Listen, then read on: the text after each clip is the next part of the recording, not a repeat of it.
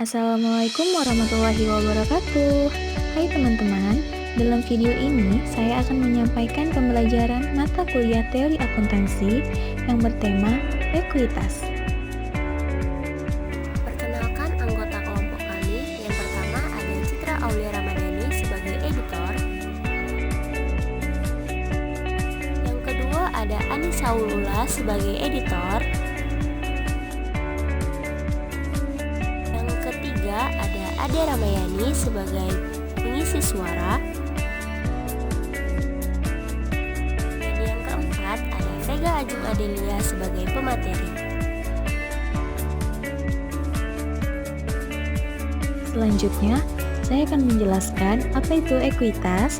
Ekuitas adalah besarnya hak atau kepentingan pemilik perusahaan pada harta perusahaan.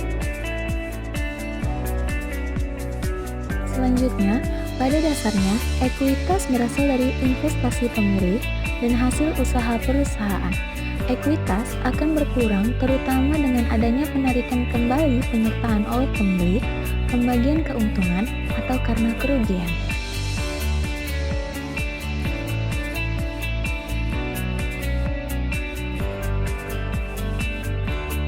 Kemudian, ekuitas menurut Ikatan Akuntan Indonesia atau IAI, pengertian ekuitas menurut PSAK, yakni dalam kerangka dasar standar akuntansi keuangan atau SAK, menurut Ikatan Akuntan Indonesia, pengertian ekuitas adalah hak residual atas aktiva perusahaan setelah dikurangi semua kewajiban.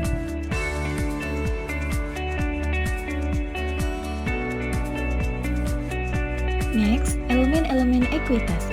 Elemen-elemen ekuitas terbagi menjadi 5. Elemen yang pertama yaitu modal disetor.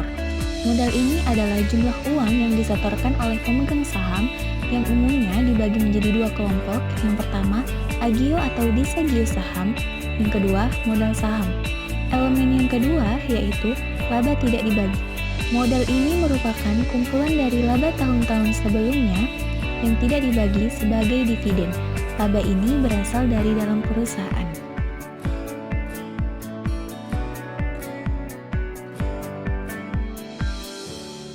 Selanjutnya, elemen yang ketiga yaitu modal penilaian kembali. Apabila dilakukan penilaian kembali terhadap aktiva-aktiva perusahaan, maka selisih nilai buku lama atau buku periode sebelumnya dengan nilai buku yang baru dicatat sebagai penilaian kembali. Elemen yang keempat yaitu modal sumbangan.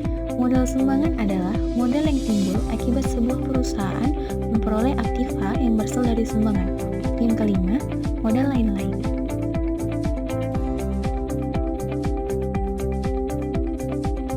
Selanjutnya, penjelasan mengenai jenis-jenis ekuitas. Yang pertama, terdapat ekuitas rumah, merupakan nilai dari rumah dikurangi dengan jumlah hutang hipoteknya.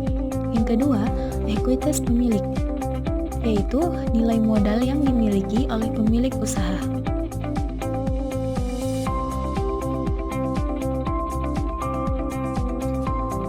Next, jenis-jenis ekuitas yang ketiga, terdapat ekuitas pemegang saham, yaitu nilai dividen yang dimiliki oleh pemilik usaha dibagi dengan pemegang saham karena merupakan investasi dari modal yang dikeluarkan.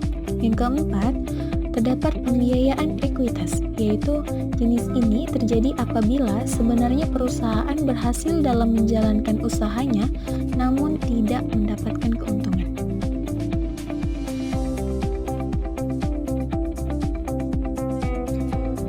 Selanjutnya saya akan menjelaskan apa sih tujuan ekuitas itu.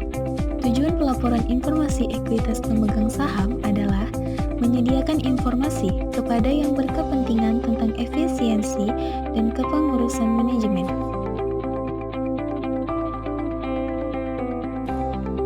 Selanjutnya, terdapat tujuan yang lain. Tujuan yang lain adalah menyediakan informasi tentang riwayat serta prospek investasi pemilik dan pemegang ekuitas lainnya, serta merupakan tanggung jawab yuridis pemilik.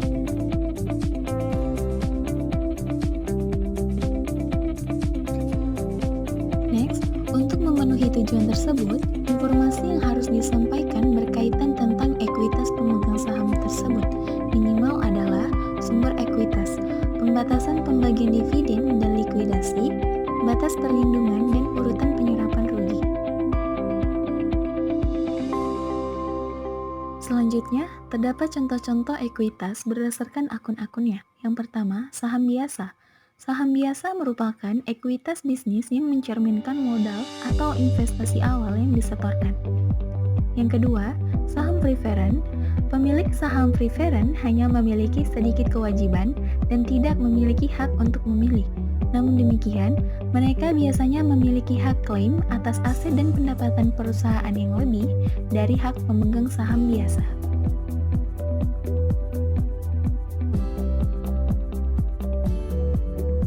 Selanjutnya, terdapat contoh yang ketiga, yaitu saham treasury. Saham jenis ini digunakan untuk membeli kembali saham-saham dari pemegang saham biasa. Yang keempat, pendapatan yang disimpan. Pendapatan ini adalah pendapatan bersih yang Anda sebagai pemilik bisnis peroleh dan tidak dibayarkan kepada pemegang saham. Dan yang terakhir, tambahan modal yang dibayarkan.